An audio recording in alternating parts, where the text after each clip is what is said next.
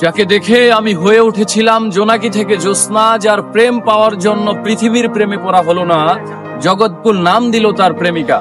তাকে দেখার পর চাঁদ, ফুল কিংবা প্রজাপতিকেও সুন্দর মনে হয়নি। তাকে ভালোবাসবো বলে অন্য কাউকে ভালোবাসিনি, তবে সে হয়নি আমার অর্ধাঙ্গিনী। আহ, কি ছিল তার মহিমা! জগৎকুল নাম দিয়েছিল তার প্রেমিকা। সে তো হারায়নি, বরং আমিই হারিয়েছি আমায়। সে বলেছিল ভালোবেসে পাল্টে দেব তোমায়, বিচ্ছেদের জামানায়। আহা হা, এর বিপরীতে আমার মুখে সিগারেট আর কবিতাই মানায়। ভালোবেসে হারালাম আমায়।